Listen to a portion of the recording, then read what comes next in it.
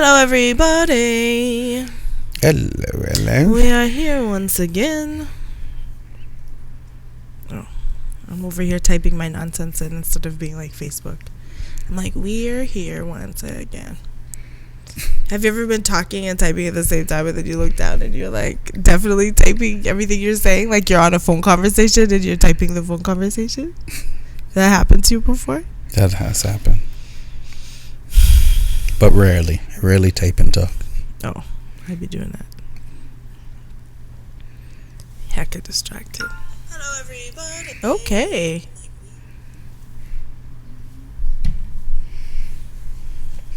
Okay.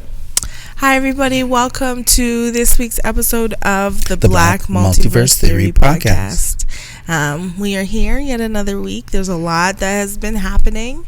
I am rolling right into the catch-up portion. I have not recovered from Sterling Scott's secret show. I'm still like, I got no regrets. It was super awesome. Like, big ups to the whole team. Definitely the Aphrodisiac team that made everything happen. Nigel, for sure. This is my events coordinator person right here.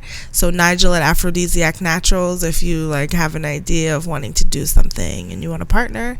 Also we had Dami at the bar area, and Tanya as well, and of course we had Sterling's whole team, Arlo, and special surprise guest K-Riz. Yeah. And then of course one of my big faves is Uzila, also performed that night as well. And of course we had a great time. It was a very successful show. Everybody had a good time. Trumpty dancing is my new favorite thing, by the way. Well, too many twos is where it's at. Too many twos. It was that hit song by the Maverick crew, Arlo Maverick and the Mavericks. They pulled up. I think Arlo Maverick's the name of the band, not the guy. Yeah. Just like Sade. I'm not sure if that's true, but okay. You refuse to believe that Helen's band's name is Sade? No, I just don't believe that Arlo's band is Arlo Maverick. Oh, Arlo, if by any chance you're watching this, hit us up. Is the band Arlo Maverick, or is Arlo Maverick your artist's name? Arlo Maverick, which you've been Arlo Maverick for a while before the band. So. Oh, was it? I just got here. So Politic Live. I don't know the history of things. Was he Arlo Maverick in Politic Live? I believe so. Okay. But just in case you I'm know who wrong, would know the answer to this? Me. I feel like Darren Hall would know. Darren Hall would know. I feel like he's the pioneer. Of all the people. Yeah, I feel like Homeboy Darren would know. He supports local music. Mm-hmm. Yeah. So this weekend was really awesome over at the Aphrodisiac Natural Shop, where we hosted the super secret party. It was called the Audio Visual Therapy Festival. Therapy Festival. Okay. The Audio Visual Therapy Festival. And it was great. There was a lot of people. Darren said Arlo is Arlo Maverick. Yeah. And he was Arlo Maverick from his CJSR days. So yeah. So yeah. Local hip hop historian Darren Hall has ruled in. It is Arlo Maverick the guy. Hey Tanya, how's it going? Yeah, so it was really good. We had lots of fun, lots of food and beverage. Correct. And yeah, it was pretty good. We had a couple people there that had a little too much of the beverage. A single person. Yeah.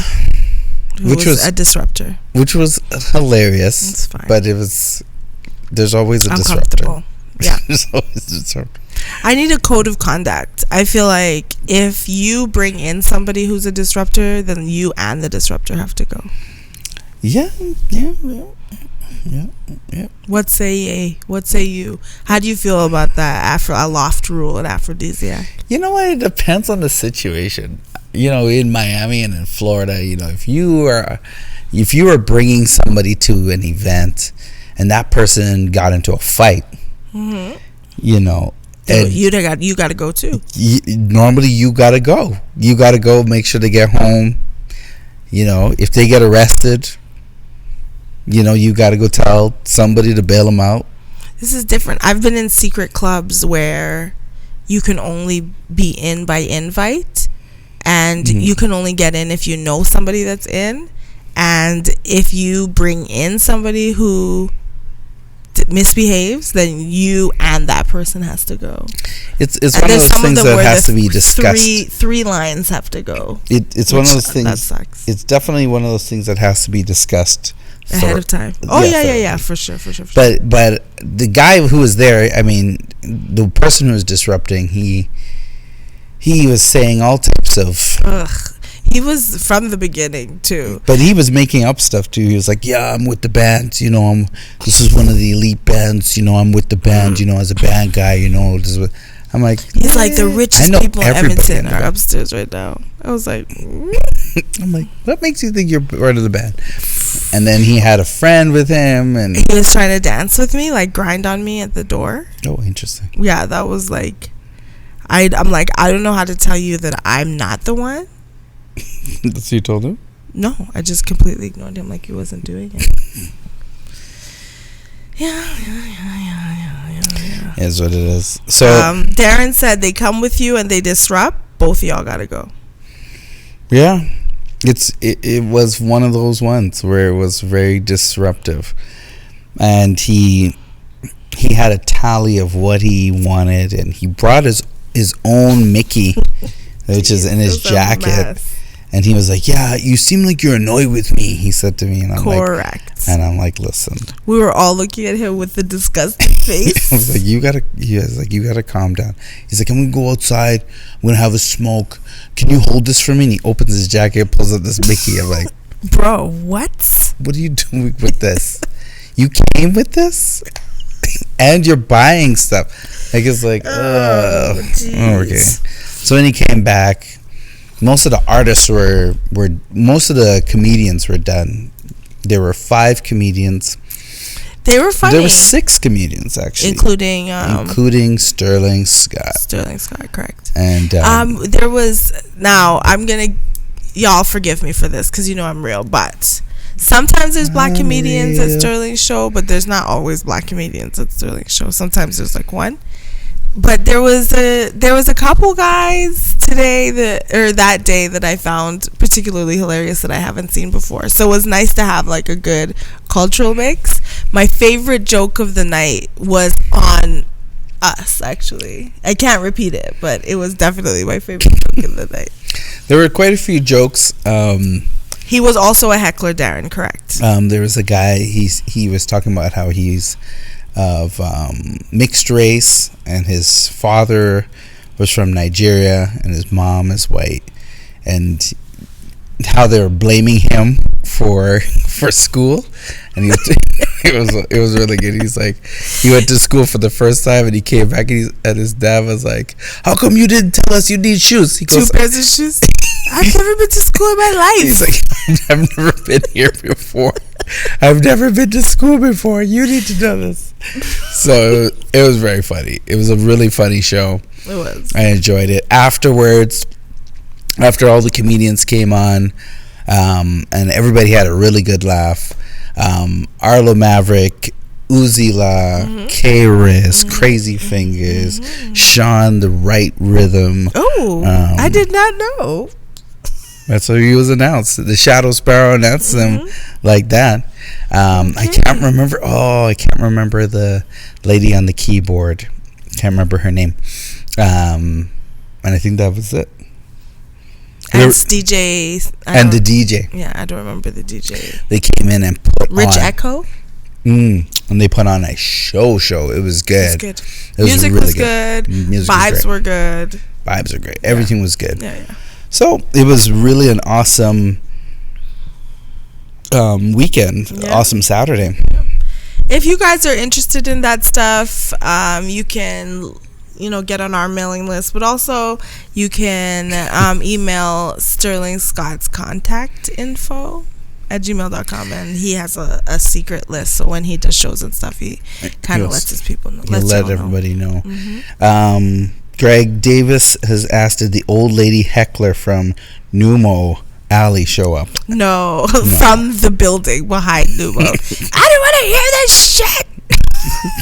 The guy's like, okay, she's behind me now. So there were no real hecklers. There's just this one guy who felt like the comedians were talking to him directly. That was so funny. He's like, are you calling me out? I feel like you're calling me out. The guy's like, why? Because he's talking about somebody getting beat up or something. He's like, yeah, because so-and-so beat me up at this show, remember? And the guy's like, why would he do that? Because you like to heckle comedians at shows? Or like, why? Everybody started laughing. It was funny. Yeah, the comedians are good. They did a good job at handling him as comedians, though. Yes. Because even Sterling had to handle him at one point, too. But yeah, and don't be that guy. Like, to be honest with you, just don't be that guy. And if your friend is that guy, don't bring them. Like, just don't be that person. It was rough, but it was okay. He went home. He got cut off, and then he went home, and it was good. The problem was it was a private, secret show, and he was outside when he was having a smoke. Huge show upstairs. just telling everybody there was a show. I was like, sir, you're not even allowed to be out here. This is a once you're in kind of a show. Like, if you smoke cigarettes and you can't go the time, it might not be the show for you. It was the worst. He was specifically the worst. The thing about the vibe, though, is like generally it was so good that he himself couldn't topple the situation. Truth. So shout out to the people who helped out. Darren Hall came through and helped out with the cleanup. Steve, my man, drummer Steve, came in. Darren said he could be the brown shirt at the door.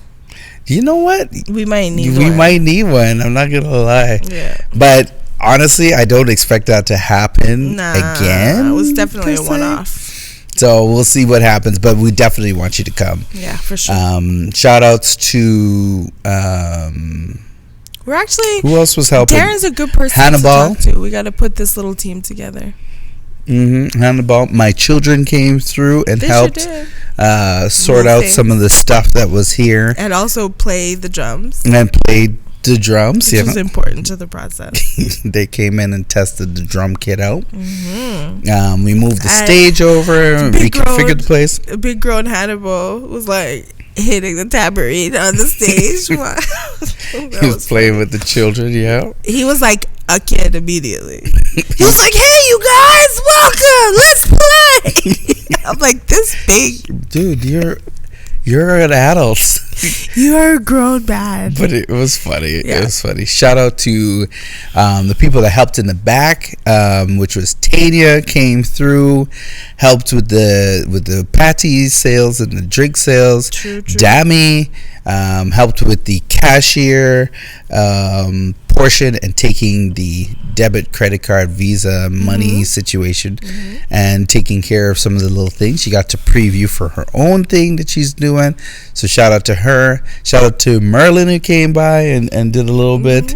Just Merlin with her regalness. Yeah, she came in with her fashionista self. I liked it. Hi everybody. She was really good. Yeah, she's so wonderful. And then shout out to all the comedians that were there and all the people that made that show. Everybody made it happen. Sterling Scott. Shout out to Nilo for providing the spot. I just pay my rent every month, but shout out to you. The spot that we could do this. So it was really, really good. It was a really, really good show. Yeah. And it was really. I do again. Yeah, we will definitely do that again. We are in talks of doing something like this along the lines every couple of weeks. There will be something maybe happening. We'll see. We'll try and plan it out, plan the calendar. We definitely have enough space to have some social distance fun. Yes. And so socially distant fun. This space here holds standing when there's no COVID, about 150 people, which we have done in here and had a nice live show here with the Showcase of Bliss Band. I think the technical is actually 250 if we do the math. Plus things. So maybe I did the math. It's 150. That's 150 fully. Okay. Fully. That's with stage and the things and people. If you want to just cram people into a room, yes, then maybe it'll hold it's about 200. I just don't want to just cram people. so, but when you put the stage up and you have performers and you have people there to keep the performers safe and have them 6 feet apart, correct, and then have everybody in, it's about 50 people that can be here. And one of max. the things that Sterling does, which is really great, is group the groups together. Mm-hmm. So they're 6 feet apart from groups. Yeah, but you can still sit with your friends, which was really good. Yeah, and he got it all together. So once everything was all social distance and everything in here, mm-hmm. Then I went to the back and started handling chip sales and chocolate bar sales and stuff like that. Yep. We had our N95 masks on. We were double masked up, and we were lots of hand sanitizer. So our key is to have an excellent time while also keeping everyone supremely safe. So that was great. Mm. It was awesome. Shout out to the whole crew. Yeah, that was good. The whole team. I think that's all for last week. Are you ready to move on to the scroll? Yeah. Okay. That is all for last week. Yeah. Moving on to the scroll. The scroll. There it is. So the scroll. In the scroll, we have none other than Donald Trump. Yeah. What do you want to talk about with him? He's definitely on the campaign rally dancing. Yeah, he was dancing. That dancing Trump, man. He was doing something. He dances like a dancing baby. He dances like a young 2-year-old white girl. I like it. You put music on, they do the same moves. It was really interesting. He claps on the 1, 2, and 5. He claps on the 1, 2 and a half. And the 5. So it's great to watch. It's something, that's for sure.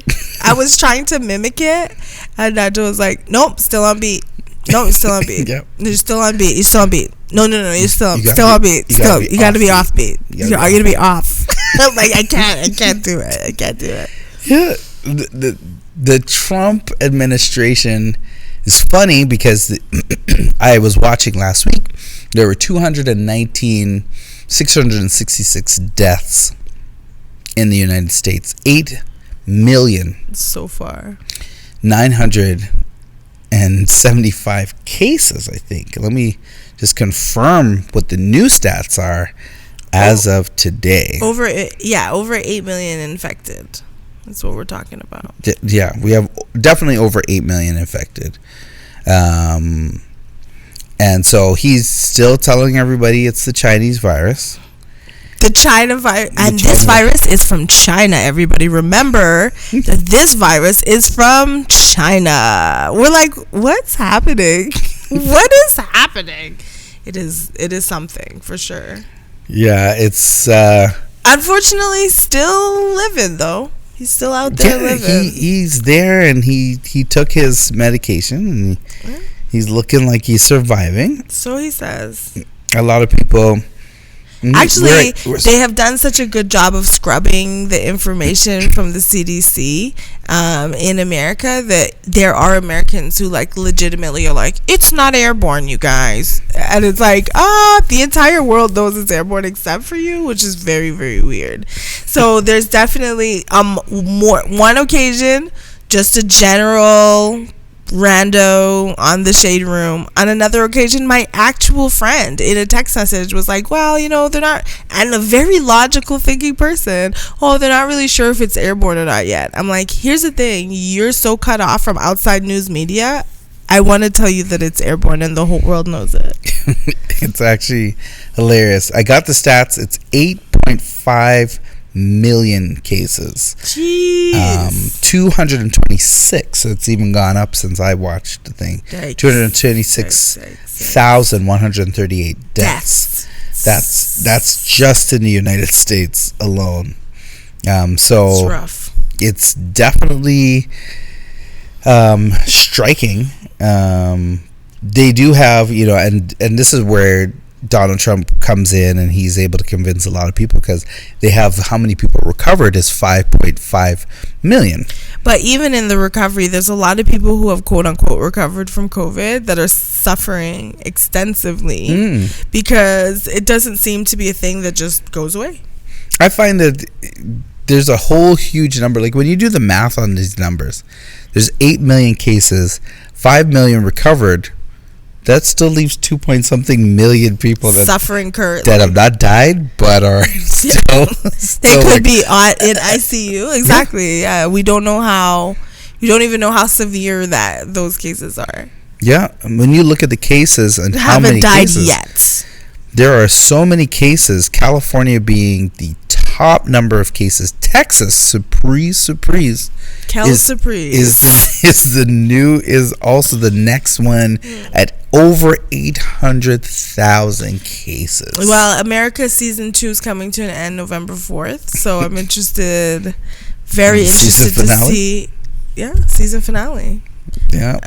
November 4th. Actually, to be honest with you, that might be the pre-season finale. January 20th is the real, or January 20th, correct me if I'm wrong, is the real season finale. So pretty much you're the president-elect starting November 4th.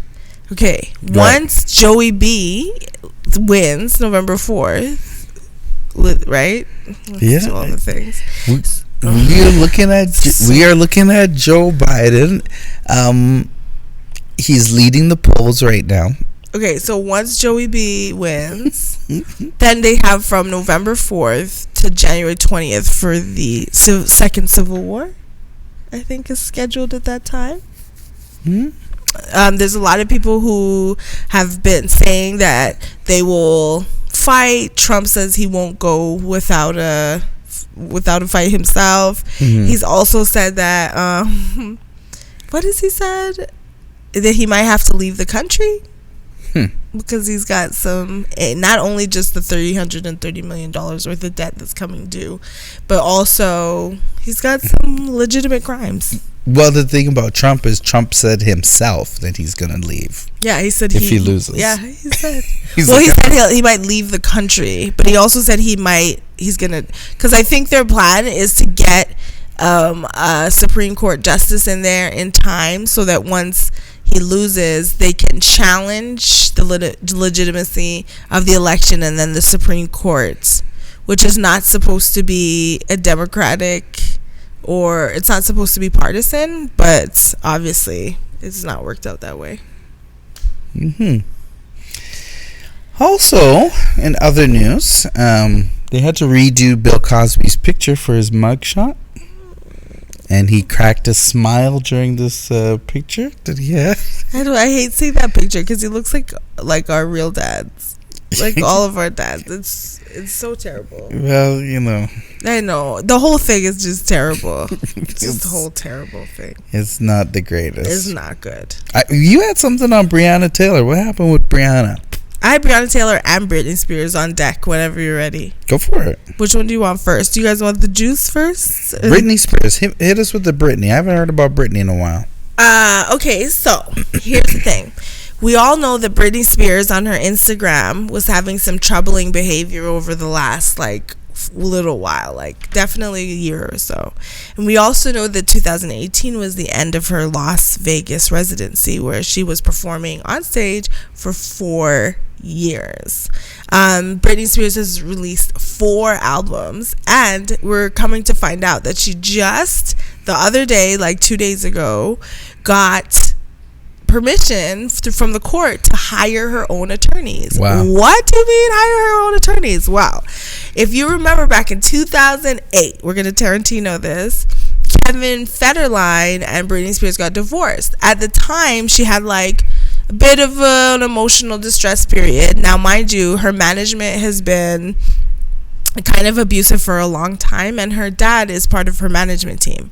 Her dad is Jamie Spears, and he's also an alcoholic and allegedly also been abusive for a long time to Brittany. So he took this opportunity in 2008 to get Brittany under this legal classification that they use for like older folks with dementia and whatnot, which it literally takes away all of their rights and freedoms as a person. So she can't get married, she can't like make any of the decisions that an adult can make. She can't vote, she can't get married, she can't have a child, she can't get pregnant. Obviously this also means she's not controlling her estate, she's not controlling her image, she's not controlling her Instagram, and up until the other day she couldn't even hire lawyers to get her out of this. So they've been putting her on this like cocktail of prescriptions. She's been going back and being like, yo, I do not need, Tanya said that's her job. She's been going back and being like, yo, I do not need these cocktails. But every time they do that, then Jamie Spears goes ahead and gets her committed to like an asylum or like a facility, let's say. So she has been fighting over this time to be able to represent herself. Even the images that have been on Instagram aren't really her, and they've been hijacked by that same team to make it look outwardly like guardianship, to make it look outwardly like she's spiraling out of control or whatever, so they can maintain control of her estate. So once, like, as she's been fighting them, these people opened up some Kmart and called it Brittany the Experience or something like that, and filled this Kmart with all of Britney Spears' old things to try to get her to get money from her to stuff. pretty much get money for her things. So as of right now, even though she's done all this work, she's like pretty much in a slave contract, and her father's controlling all of her stuff. Wow. So nuts. I was reading it and all the tweets like, what like, I was super duper into it. Wow. So yeah, that's what Britney Spears is going on with now. Oh wow, they got it. It's called Britney Spears The Zone. The Zone, that's what it is. Britney The Zone. Britney Spears The Zone. Tickets on sale now, so you can go in there. Yeah. And literally take selfies with all of Britney's stuff. Yeah, she's got the snake there from the thing, and all sorts of stuff you can all go in. All her old there. props. That's rough. The classroom that she did Baby One More Time, he recreated it in there. So you can go in there and take pictures and pretend you're Brittany. Yikes. Big yikes. This whole situation is big yikes. I don't know. And the team actually is under investigation for other fraudulent things similar to this that they've done to other people. It's currently under investigation, not for hers, but for other people. It's not sounding good. Yeah, I feel like this is my worst nightmare. Like somebody being like, you're crazy, and then not being able to explain your way out of it. Unfortunately, my crazy ways, like, they could literally list things and be like this and this and this that are in the DSM VTR. I feel like I am, I don't try to be sane seeming on a day-to-day basis. Breonna Taylor, though, moving on. So recently, Kentucky AG Daniel Cameron has been trying to silence the grand jurors, because the grand jurors are coming out and being like, we may not have gotten all the information, we'd like it released. And he's saying that it sets a precedence, and grand jury trials are supposed to be sealed, which is true, they are supposed to be sealed, but the judge voted in favor of the grand jury and released over 15 hours of recording from the grand jury proceedings. In the grand jury proceedings, the DA is like, oh, we don't have time, so we're not going to show you all of the video. And one of the jurors is like, we have time, apparently. So they didn't, not only did they not show all the video, but they also said that they didn't even present homicide charges as an option for the jury, and that they said that they didn't think that they could get homicide charges to stick. The problem with this is, I guess they would have to petition for a special prosecutor, because there's no way AGA Daniel Cameron would be able to prosecute this case fairly, because he hasn't been able to handle the case fairly as we speak, and it feels like like he would lose on purpose, like they always do.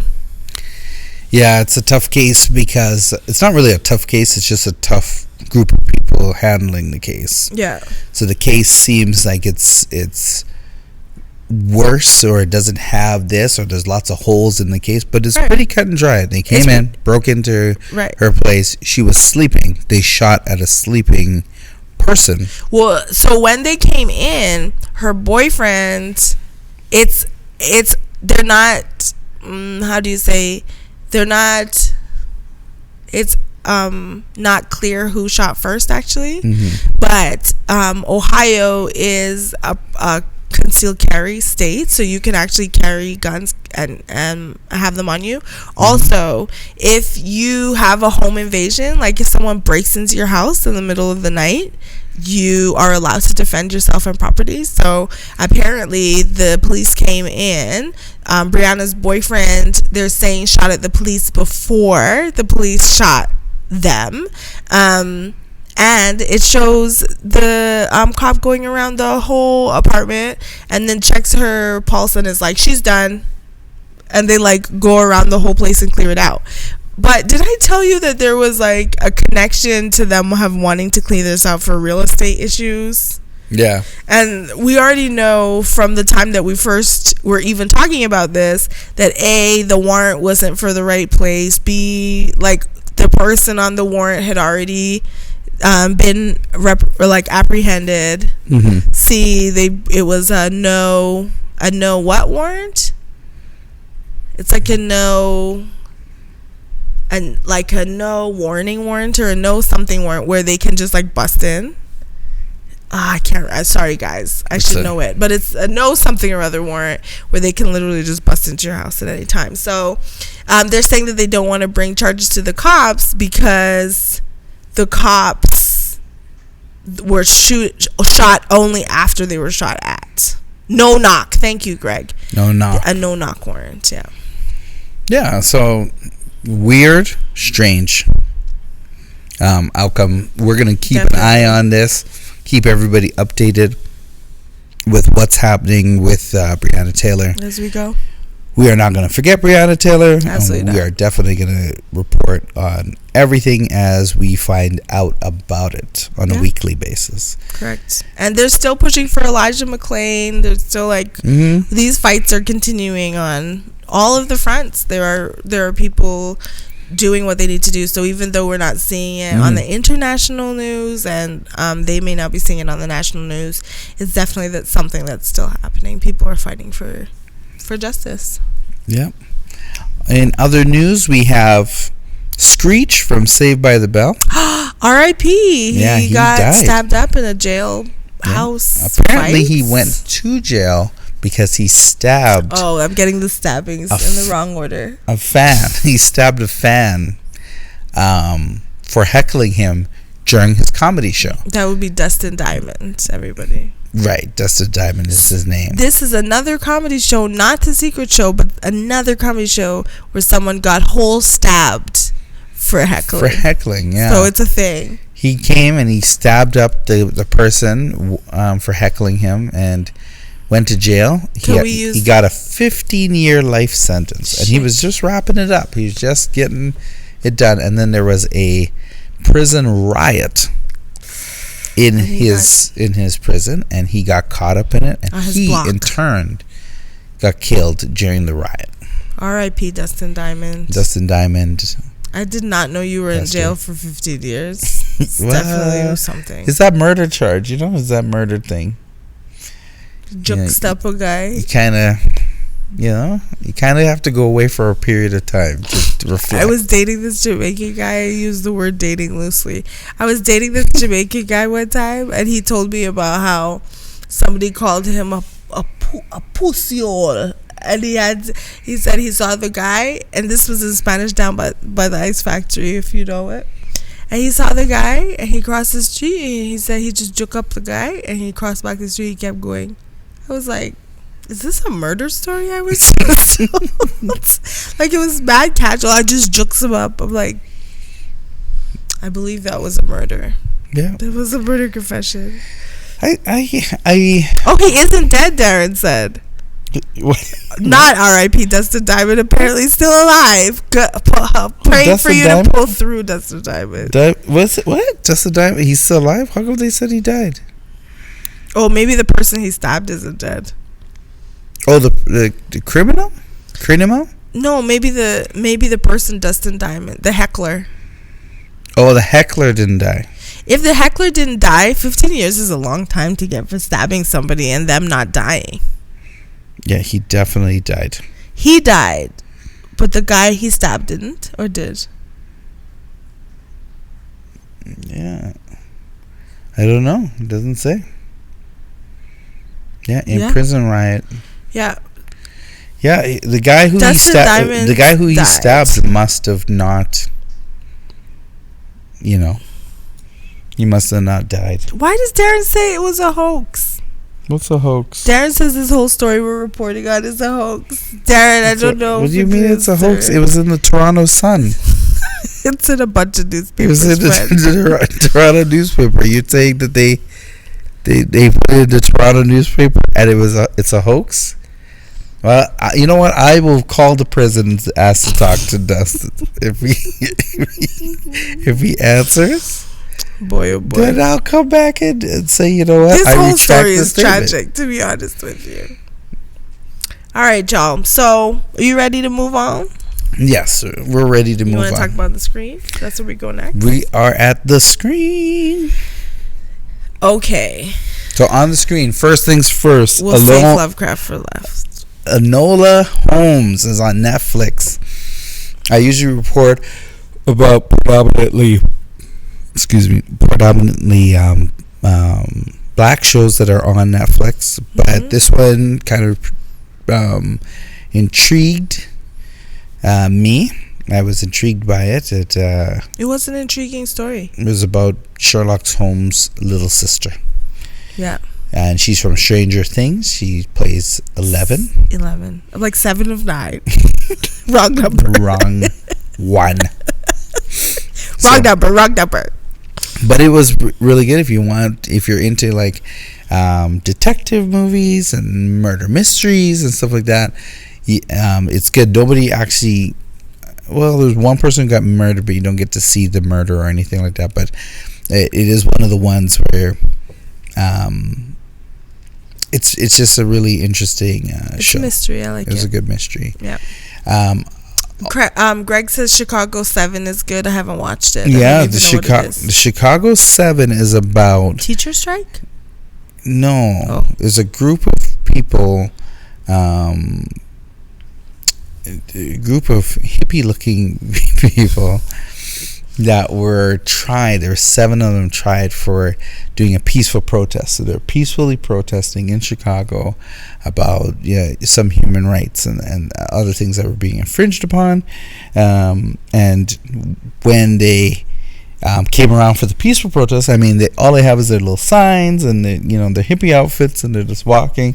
And there's a complete lineup of police with helmets and riot gear and everything on there, and they came around the corner and it was just a fight. It was just like it was like a war, like an army. This is like 300. This sounds like it was the final battle, and people got beat up. Yeah. So inside there was a black guy from the Black Panthers, and he was trying to talk to the court. So he's in the courtroom and he's trying to talk, on behalf of the Chicago 7. And as he's talking, the judge is like, I don't want to hear anything from you. Shut up. Shut your mouth. And then they bind him, gag him, like he's supposed to be talking. They bind him, gag him, and drag him out of the courtroom. And so the lawyer is like, yo, you're racist. He's like, are you trying to say that I'm racist? He's like, yeah.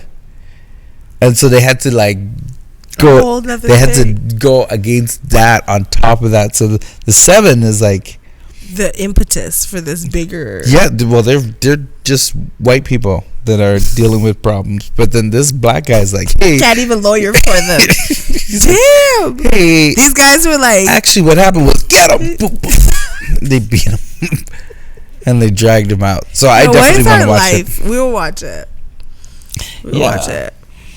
Yeah, it was quite. Yeah, and they had. It was quite a good preview. So if we watch the trailer, it looks amazing. So I'm definitely going to be watching that. Also, Discovery. Hold on. Sorry. Discovery, Star Trek Discovery's new season comes out on Crave HBO. I'm a season behind. And they are doing the thing. So Kyle, if you're listening, we need it. Lovecraft has come to a season finale. And possibly series finale. Possibly. But that's not yet been renewed. We have to watch. There are so many things. I'm gonna watch the whole thing over again. There's so many things about Lovecraft Country that could change. You know, it could be a new character. It's if they magic. come up with a new season. Anything can happen with magic. Well, only certain people have magic now. But that's the way how it goes.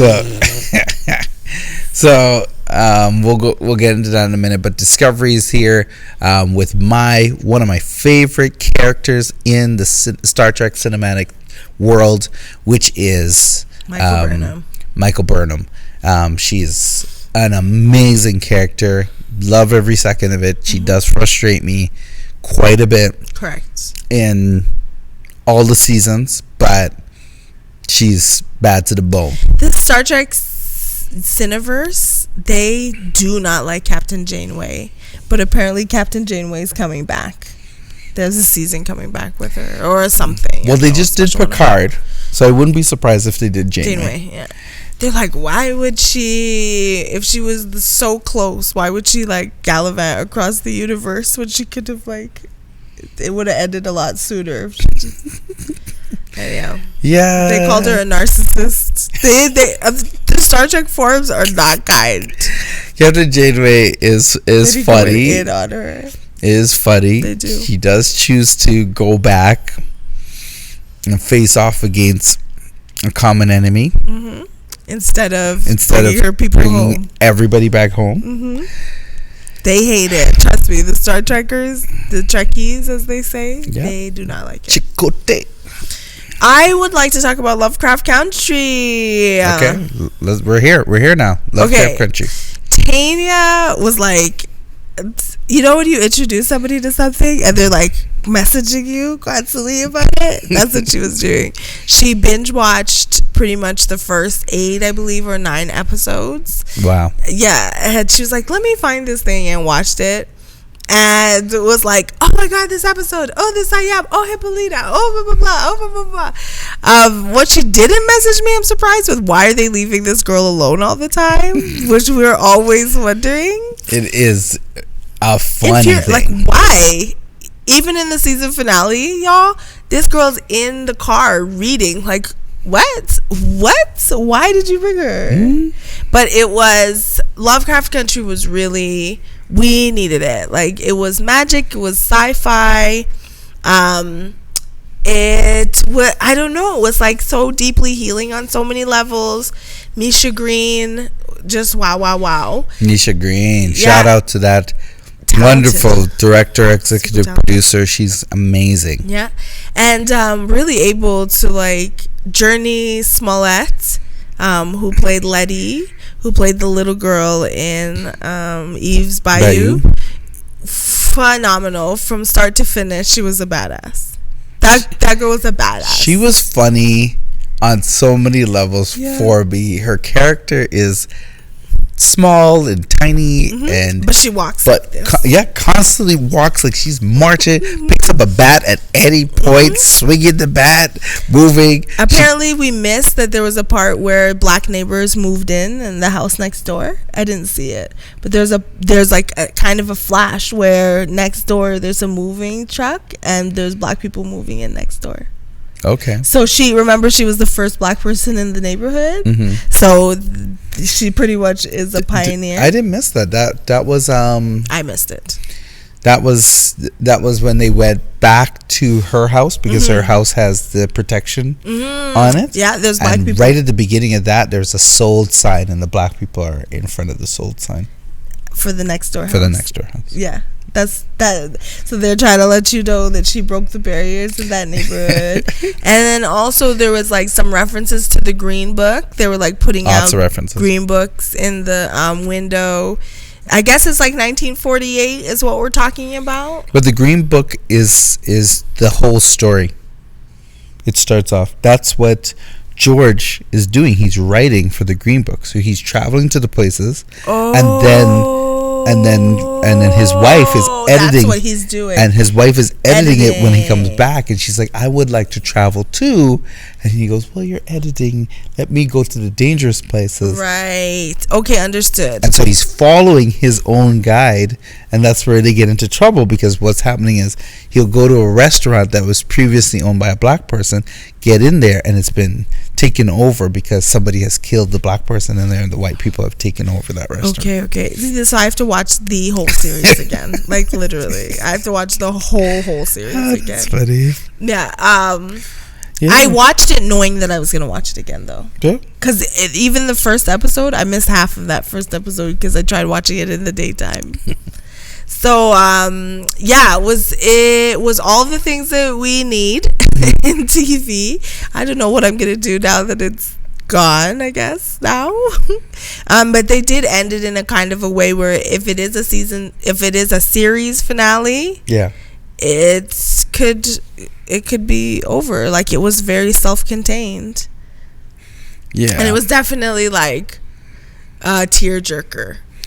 It was a interesting ending to the series. It kind of buttons up a lot of things. Yeah. Some of the buttoning up on it, though, is really tight.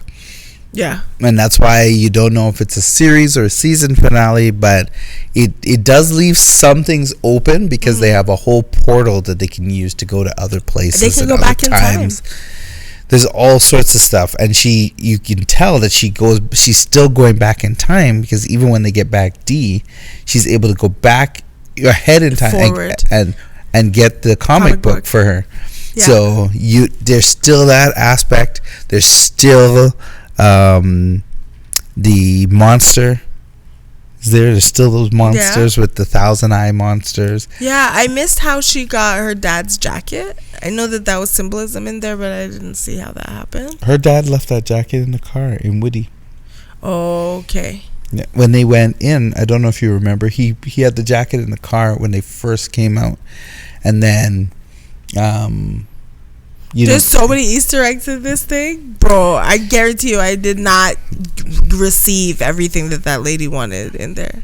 Yeah, well, there's so much stuff that as you're watching it, you're like, oh, I remember that. Oh, they're saying this, and it's that person. Right. So, and they go back and forth and show you different spots, and like, oh, this was because of this and this, and they do a nice little button up at the end to let everybody know, okay, these are how the things happen. Yeah. Yeah, it was well done. It was well written. Really well written. Yeah. Really well done. Really well done. I recommend. What do we say? 2 fists up. 2 fists out of what?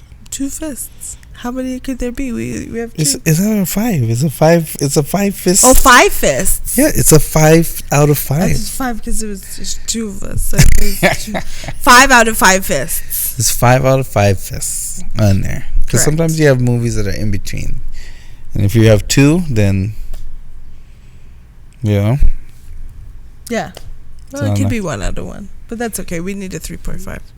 Yeah, so it's good. So it was really, really, really, really great. So what's in your ears? What are you listening to?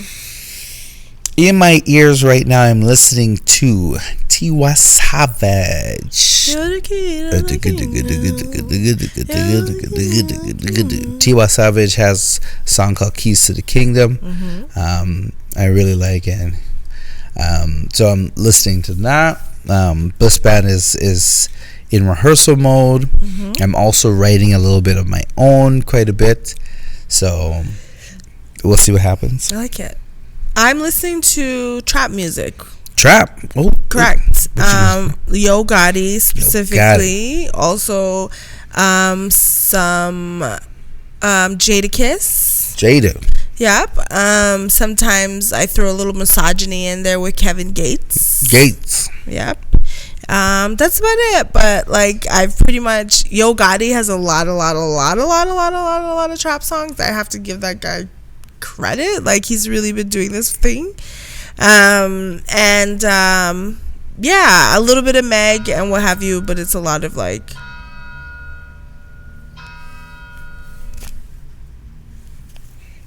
Did I do that? I don't know what that was. For whom the bell tolls? Where did that even come from? That was weird. It was weird. I took off and it went away. Okay. I don't even know where it was coming from. Okay, let's move on to In Your Ears. Oh, we just did that one. Okay, do you have a word? Yeah, I do have a word. This week has been a challenging week from last week until this week. Just how things are and how things have settled in. It always is challenging when you are doing things that are new or that you are trying to maintain something that you've already started. So getting ready even for the Secret Show and getting everything going and keeping everything grounded and organized has been a trial. And sometimes when people ask you, okay, so what do you need help with? You don't know. You have no clue what you need help with because it's overwhelming the amount of things that you have to be taking care of at once. It's always good to have a team, but if you don't have a team, then it's overwhelming, to say the least. So this week has been a week of organization and sitting down and kind of putting everything into perspective of priority levels of what needs to be done first versus what needs to be done second, and where you're going to go. But at the end of it all, for me, it's been a question of what am I going to do when it's all finished? What is the outcome? What are we going to do when we finish this event? When we finish this, what is the outcome? And so that's where I'm heading with this word today is never lose sight of the end game, the end outcome. The outcome at the end determines what you're going to be and who you're going to be.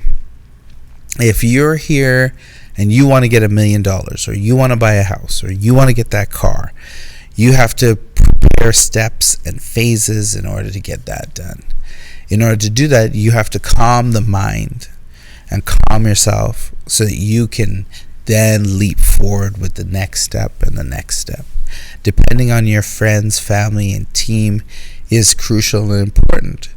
But you being the leader of your own path and destiny, you have to make sure that you have a concrete vision of what you want to do. And even if it's not concrete, you have to start with the building blocks to make it. A lot of people look at concrete, it being in the trades, as a hard surface, as something that is steady. It's a pathway. It's easily cleaned. If you spray a concrete path with water, you can spray it clean and you can then see your clear distance. But most people forget that the beginning of concrete is a soft, mushy stuff. And even before that, it's just powder.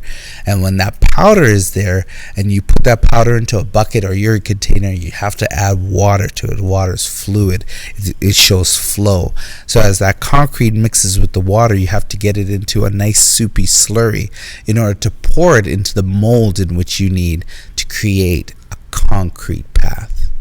So take your water, your flow, take that powder that's there, mix it up, and the more that you mix it, the better the solution becomes in the end.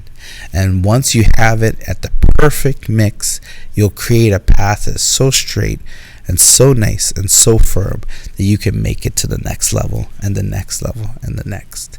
And people behind you can also follow that path because you set the tone of what you wanted it to be. So that's it for me. That's the word. Okay, so take your time in mixing your concrete and setting your path, and don't lose sight of the goal. The end game. All right, everybody. Thank you so much for hanging out with us this another week of the Black Multiverse Theory Podcast. We will see you next week. Good night. Good night. Just